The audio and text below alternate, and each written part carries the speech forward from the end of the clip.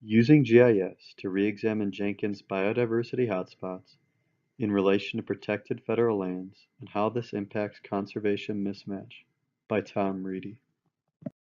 My research question: where are the vulnerable endemic species Jenkins outlined, and where are the most suitable protected federal lands for conservation efforts?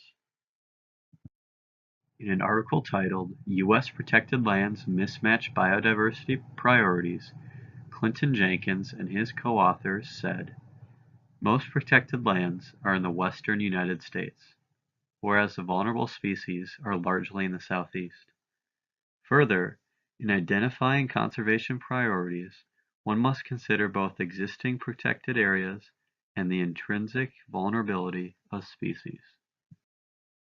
In a response, Brown et al. Wrote, effective conservation requires clear objectives and prioritizing actions, not places or species. Conservation plans should prioritize actions, not species or places. Prioritizing species does not clarify what action should be taken to avert species declines. Clinton and his team then wrote a reply to Brown et al. Species and places are the priorities for conservation, not economic efficiency. They said, we do not shy from protecting places because they might be more difficult or expensive to protect. Rather, we call to action those responsible for designating and protecting areas for biodiversity.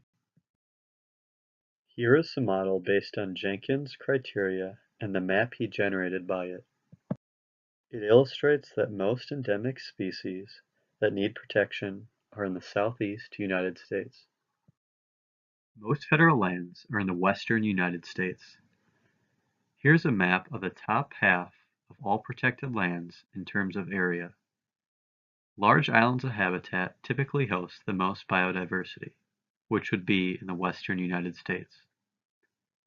This suggests that a conservation mismatch is at hand. Here is a map of the point density of the largest federal lands after they were converted from polygons to points. Most, of course, are in the west, but there are a few considerable areas in the southeast, particularly in Florida. In federal lands and endangered species, the role of military and other federal lands in sustaining biodiversity, Stein et al. Said, the Department of Defense, which manages just 3% of the federal estate, emerged as harboring the greatest number of federally listed species. As Jenkins mentioned, we need to call to action those responsible for protection. The DoD is one of which, and is increasingly protecting biodiversity. Here is a map of U.S. Department of Defense lands.